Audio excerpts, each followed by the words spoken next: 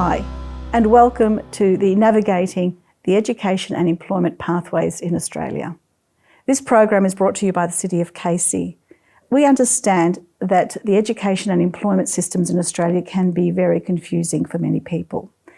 We hope today to make sense of that all for you. So what we've done today is brought together a panel of experts and professionals in their field who will explain what they know and hopefully will help you to make more informed decisions for yourself and for your families. We trust this resource will become valuable to you and to your communities. Thank you.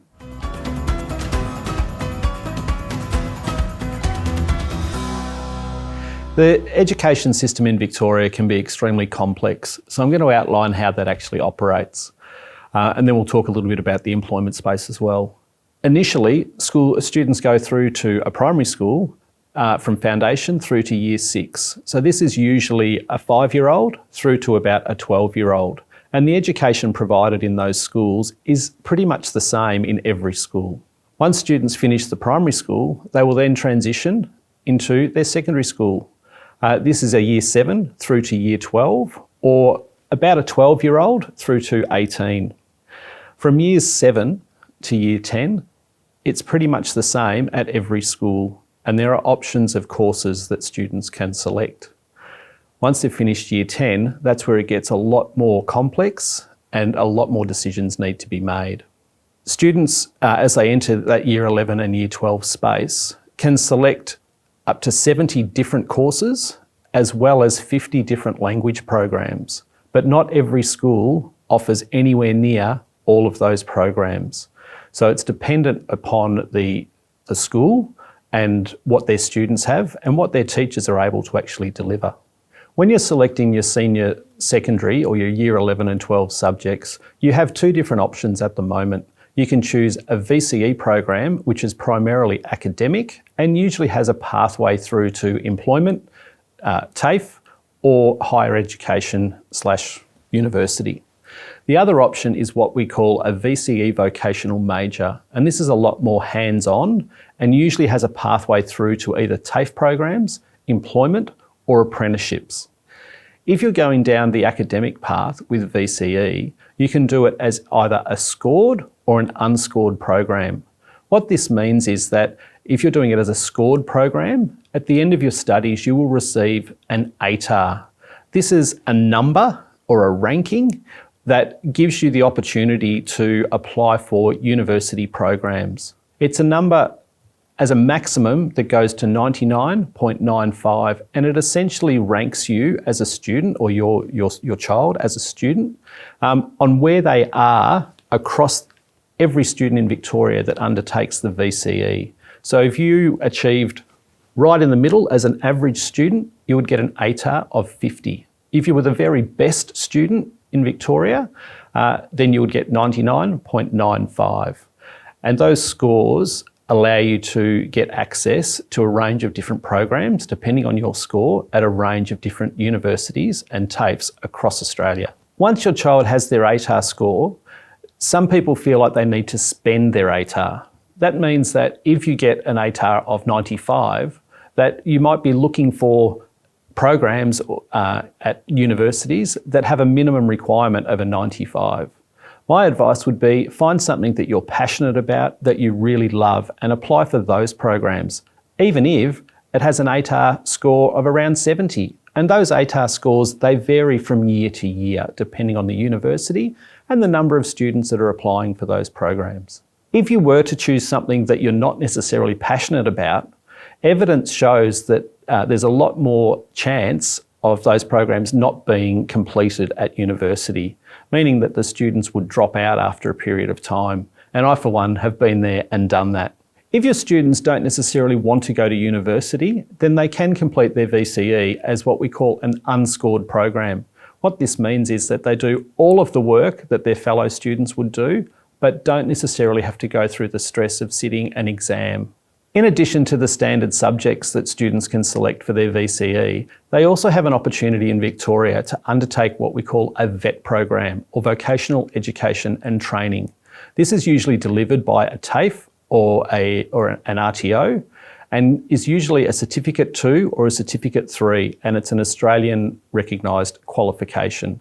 And that can be done as either a scored program in some instances or just as a part of their VCE as an additional subject. So we've spoken about scored and unscored, and essentially the difference is with a scored program, at the end of your studies you will receive an ATAR score, which allows your students or your children to enrol directly into university the year after they finish Year 12.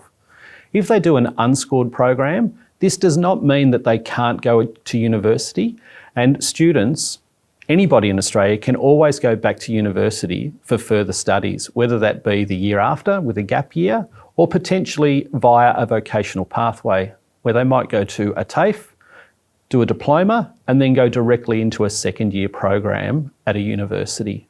In terms of employment, there are many opportunities across a range of industries within Victoria. Employers talk about skill shortages and labour shortages constantly. And as a job seeker, the time is right for you to be able to find work and start your career pathway. Before you make some choices around what sort of industry that you might like to work in, have a look around and do some research as to what opportunities are available now and what opportunities are going to be available within industry going forward into the future. Employers say that the number one reason that they would offer a job or not offer a job to somebody is based on the experience that they have, particularly local experience. That's experience that you can demonstrate where you've been working within Australia. This can be a really difficult thing to show on your resume.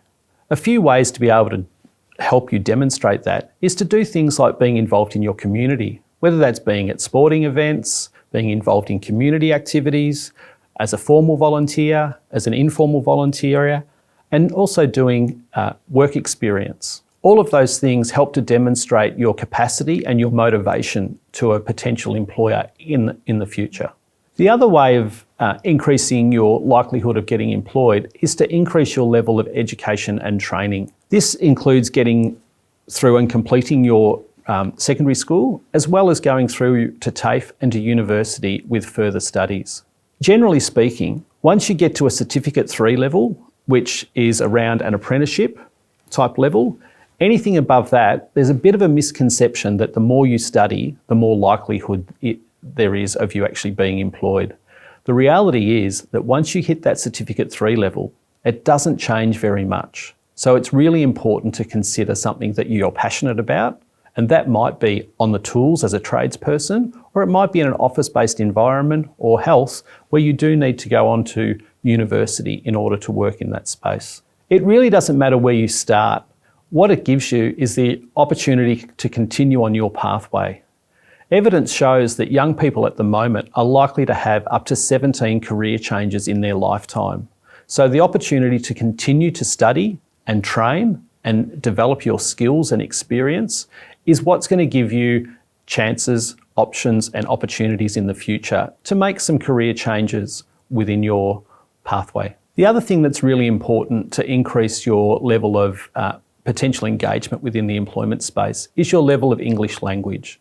What we know is that the better your English language is, the more chances there are of you actually being employed. This is not to say that a first, a second or a third language that's not English is not important. In fact, in the Southeast, it is extremely important, and many of our employers see that as a real positive. But the bottom line is, if you do not speak any English, you are more likely to be not in the employment market than you are if you only speak English. So it's important to keep practicing and keep developing your English throughout your lifetime, because it will give you more opportunities and more options with your career pathway going forward.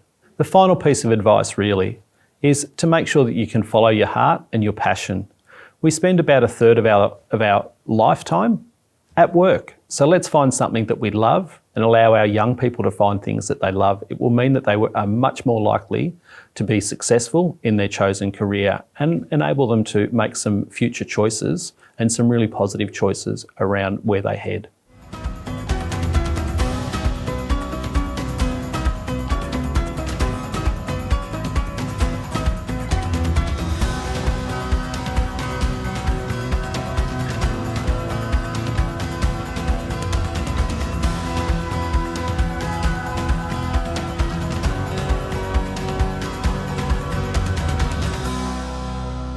I'm going to focus on apprenticeships and traineeships. Those two words sometimes can mean the same thing. An apprenticeship or traineeship really is referring to a combination of work, training, and paid employment. So the paid employment is really crucial to the process because without the employer, you cannot have an apprenticeship. So the apprentice or trainee will be involved in a contracted position with the employer that may last anything from 6 to 12 months up to approximately 4 years. The employer provides opportunities for the apprentice to learn. That may include going to TAFE. It may include being involved in different types of work scenarios, and it includes supporting them to understand the various skills required to be independently able to work in this field. Apprenticeships that last 4 years sometimes have a board certification, e.g. plumbing, electrical. That means not only do you need to learn and demonstrate the growth within the workplace, you also need to be able to sit a particular test that helps register you as being a competent person within the industry. Apprentices and trainees have a contract that is supported by an apprenticeship centre. The Apprenticeship Centre supports the employer and the RTO, which is the training organisation, and the young person or older person, because anyone from the age of 15 to any age can undertake an apprenticeship or traineeship in Australia.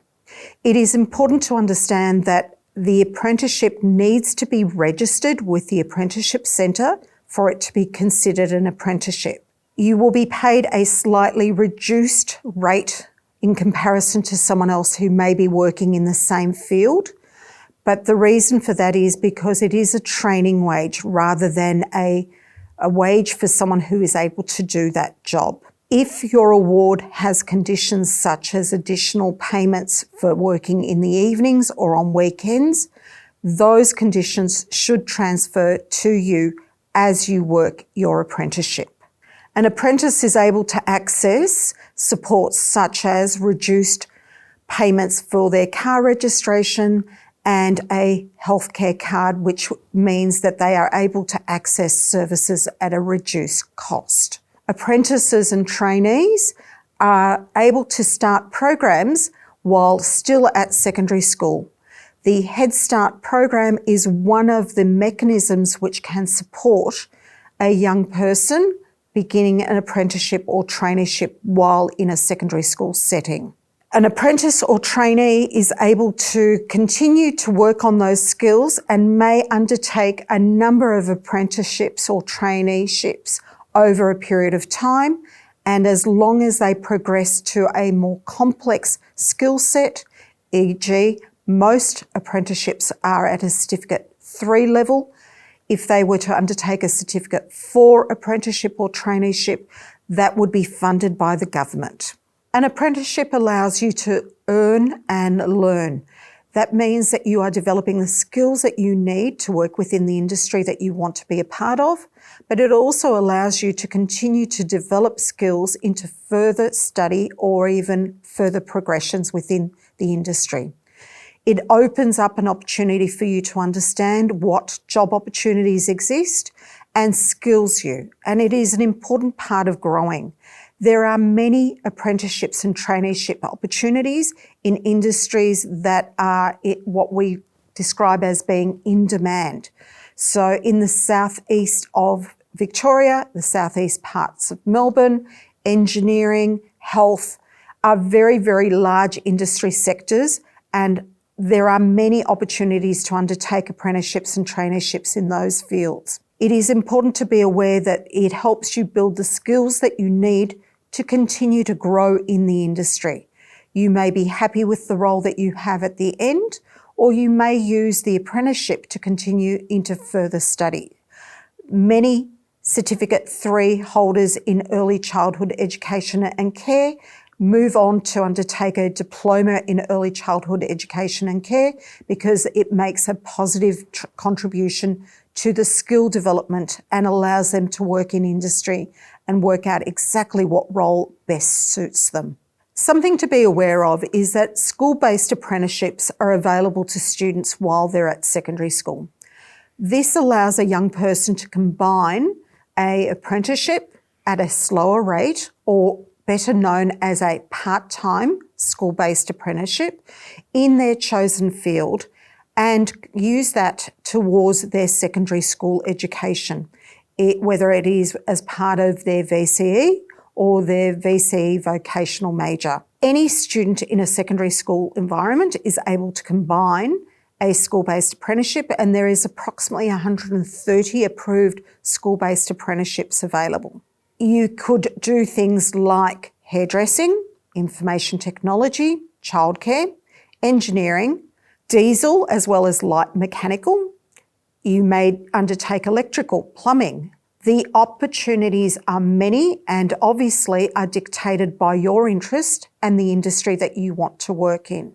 As a parent, it is important that you understand that this is a really great opportunity for your young person to get started in an apprenticeship while they're at school with the supports that schools provide. It is also important to acknowledge that it is not ideal for young people to be leaving school without Year 12 completion. And 46% of people undertaking an apprenticeship will complete the apprenticeship. So if your young person leaves school early, then their chances of completing their apprenticeship as well as having Year 12 completion are quite low, below 50%. So by encouraging them to stay at school and complete both simultaneously, you are providing them with the greatest flexibility to be able to do more into the future. We are in a constantly changing economic and skill environment, and being able to use the skills that you've learnt previously and adapt those to new opportunities is part of a lifelong pathway. The hardest part of starting an apprenticeship is finding an employer. Employers can be found in a number of different ways, including job boards, in commercial products such as Seek and Indeed, the job skills centres that usually are located in a TAFE environment, or through word of mouth. Once you find an employer, strongly encourage you to undertake a trial with that employer. The employer should pay you the award rate for the day of work or week of work that you might undertake within the trial. As a result, they are providing you with work cover and support in case there is an injury. The trial is not only for the employer to work out whether you're a good fit for their business. The trial also allows you to understand whether the employer will provide you with the right type of mentoring and support. This relationship may last for up to 4 years, and you will be an employee of that business, so you may decide to continue to work with that employer post your apprenticeship or traineeship. In some cases, an apprenticeship or traineeship may be supported by a group training organisation.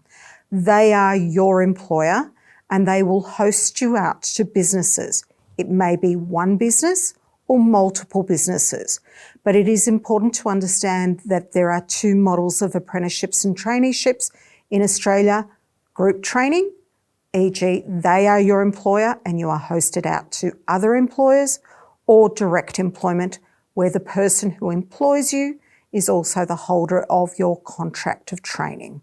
The Department of Education program Head Start, which I represent, allows us to support young people while they're at school to achieve an apprenticeship or traineeship. Our support extends to the young person, to you as a parent, to the employer, to the training organisation, and works with other players such as the Apprenticeships Centre to make sure that all parties are working collaboratively to ensure better outcomes. Head Start has been very successful over the last few years and will continue to provide additional supports to young people in the secondary school sector who want to undertake an apprenticeship or traineeship. Head Start will continue to be able to support students as they transition through that major change of being a secondary school student into being a full-time employee. Head Start will be available to you through your school careers practitioner or the Head Start coordinator who may be located within your school. We wish you well as you discover the benefits of an apprenticeship or traineeship.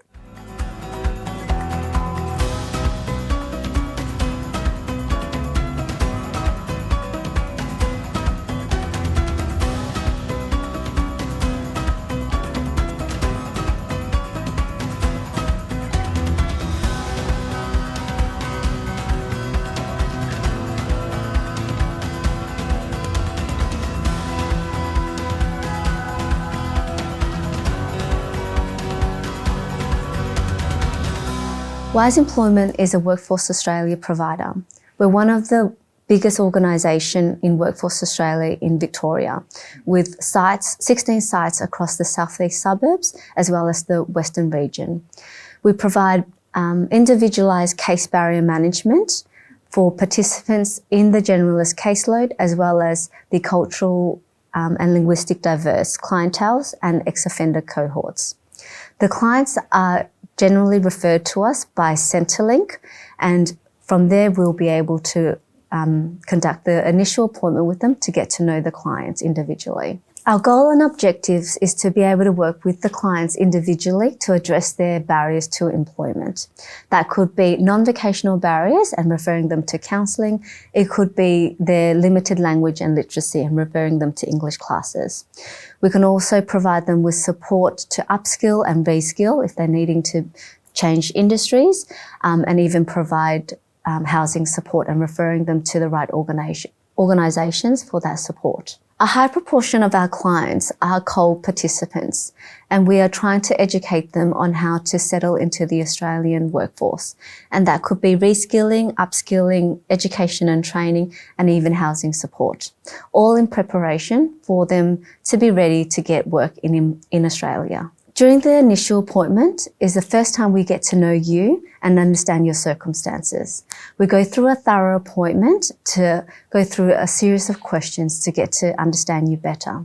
It is a time for you to let us know your circumstances so we can tailor our servicing to your own individual needs. A lot of the cultural and linguistic clients do undersell their circumstances. So if they're going through financial difficulties, housing issues, they feel the need not to disclose to us. However, if we don't know these situations, we're unable to help you individually, as we're unable to provide you the support and services needed.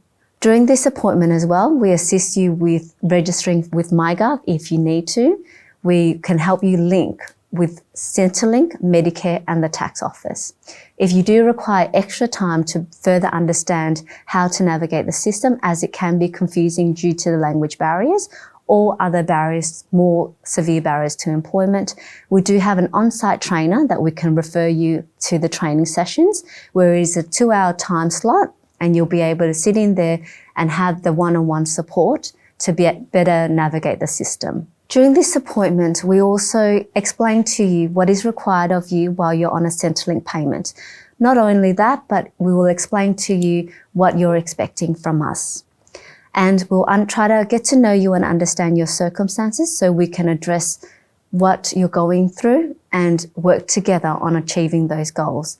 And it simply can be helping you getting your driver's license so you can get to your workplace destination easier and to range the areas of where you can go to work.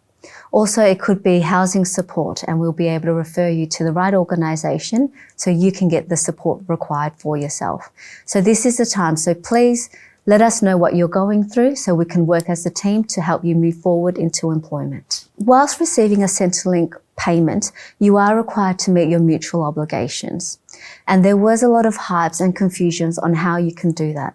However, we're here to be able to work with you on how you can achieve by meeting your mutual obligations. And that could be simply applying for work, attending counselling appointments, attending training, attending even the job fair, and as I mentioned before, even obtaining your driver's license. And that can meet your mutual obligation each month. Also, your case manager will work with you individually to tailor your servicing. So if you're mature age over 55 years of age, have limited language and literacy, or high non-vocational barriers will reduce your requirements so that you are able to meet your mutual obligations to Centrelink each month and your payments will not get suspended. As I mentioned previously, is a time for you to let us know what you're going through so we can work with you individually and make sure that you're meeting your mutual obligations so you're not disadvantaged in any way. We have a number of assistance and support available for you. And if you need the help, we're able to tailor that support and services to your individual need. Internally, we have an in-house trainer that will provide you the assistance on updating your resume, interview techniques, registering with MyGov, Centrelink, Medicare and the tax office. We also tailor those programs to different languages. So we would have an individual session in languages such as Burmese, Dari or Vietnamese. So you'll be able to understand what the trainer is providing with an interpreter in your language. We also have specialist programs at Wise Employment with Wise Women, where it's women servicing women with high barrier needs, such as domestic violence support, referring to counselling or other non-vocational barriers. We also have Wise Rainbow, where we work with the LGBTQIA+ participants, so we can specialise our servicing to their individual needs. And it is a safe environment where we'll be able to work with you individually in your circumstances and how to be able to address your goals and move you forward into employment. There are a lot of resources available on your Workforce Australia portal, which you can access via your MyGov website. On there, you're able to upload your resume, download your resume, update your career profile, do your job searching, check your next provider appointment, and meet your mutual obligations by updating your PBAS, which is your points-based activity system. You're also able to obtain information on education, training, employability skills, and it can be overwhelming for clients with limited language barriers, as well as high non-vocational barriers to navigate the website. And if you need that support, we're able to sit with you one-on-one to show you how to work around the system. Our clients are generally referred to us by Centrelink and are on a Centrelink payment. However, if you're not eligible for a Centrelink payment, you can register with free services such as Jobs Victoria, which is another contract with the government. There's also private recruitment. So if you've got skills, you can contact them directly and they'll be able to link you with employers to get you into employment.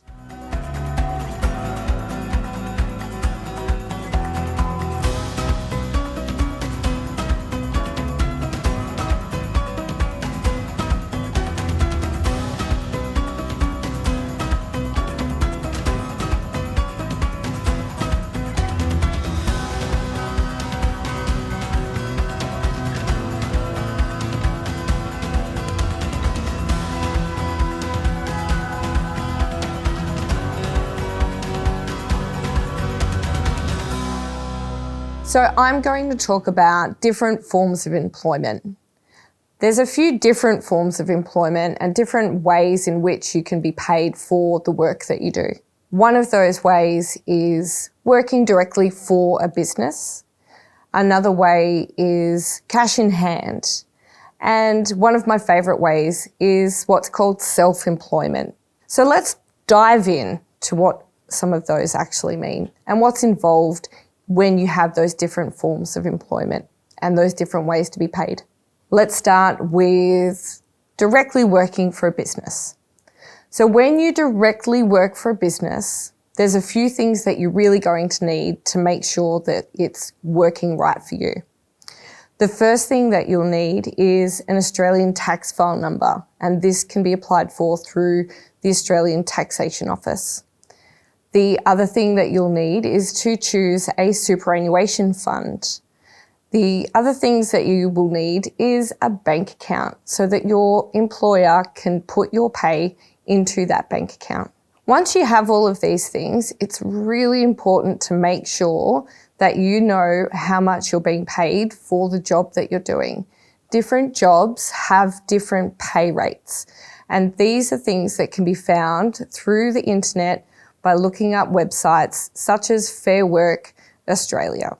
Once you know that you're being paid the right amount, it's going to be really fantastic when you start to receive a weekly, sometimes fortnightly, maybe depending on the job, even a monthly pay in your bank account. However you do get paid, whatever that time frame is, you should also receive a payslip. Payslips are really important to receive, not just to make sure that you're getting paid the right amount, but to find out how much you're being taxed for that pay, and also to make sure that your superannuation is being paid. But also payslips are a really fantastic way to help you show people like banks or rental applications that you are earning an income, and it's a way of showing evidence to what you earn. These are really important. Now, when it does come to things like superannuation and tax, when you are being directly employed, your employer takes care of those things for you. They will pay the tax to the government out of your income. They will also pay your superannuation into your selected super fund for you as well. Now, something to note is that with superannuation, it is paid on top of your wage.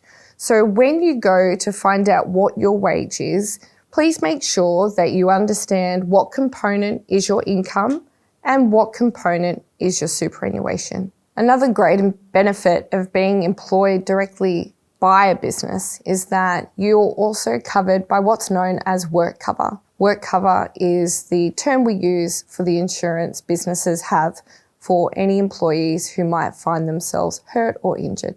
The next form of payment and employment is what's known as self-employment. And now self-employment, you might find that you are being employed by a business, but instead of a tax file number, they ask you for what's known as an ABN. An ABN is short for an Australian business number. Now, if you're being asked for an ABN, that means that the business is treating you as a contractor, so not necessarily a direct employee. Now, generally when you contract to a business and you provide an ABN, which is up to you to apply for, it might sound like you're earning a bit extra than you may have if you were just being employed directly by that business. Now, don't be fooled, because when you contract as a self-employed team member, everything comes under your responsibility. Superannuation, taxes, expenses, insurances, everything now becomes your responsibility. So it's really important to negotiate the terms and the amounts that you will be being paid, because although it might sound great, you do have to take into consideration all of those costs that will come down to you, especially insurances. You are no longer covered by that business's work cover. Everything is up to you to cover yourself.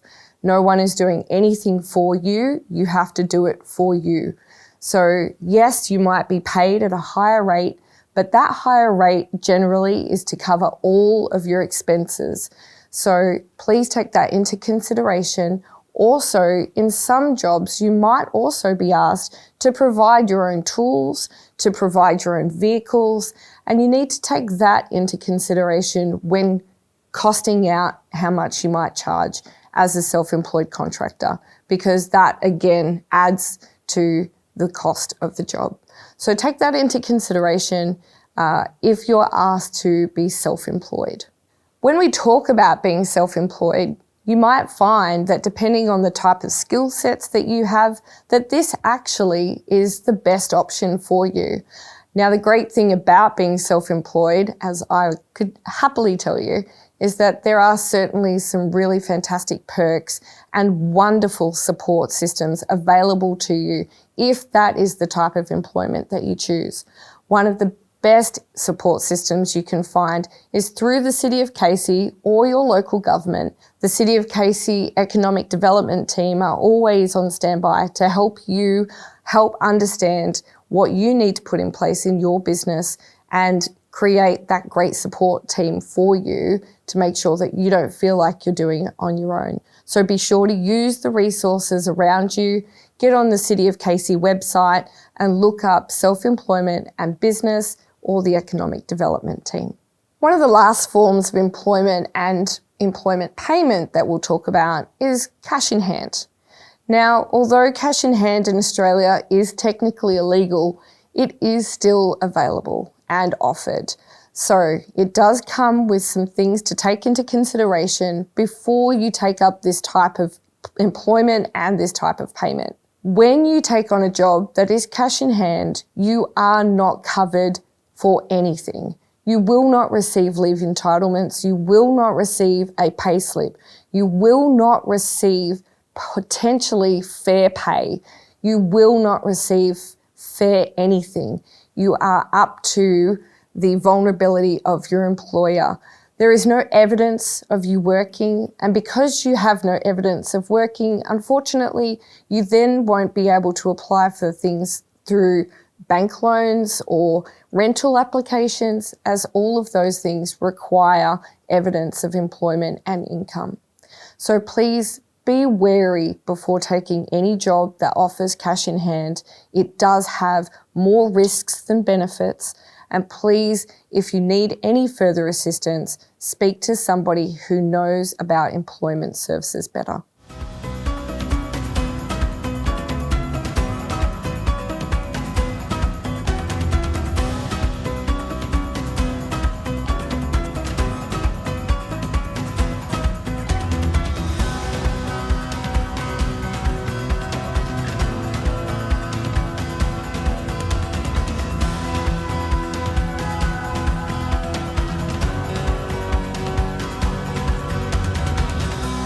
Thank you for joining us today. I hope you found that enjoyable and informative as I did. This program was created to be shared, so please share this with your family, friends and community groups or anybody you think that may find value out of it.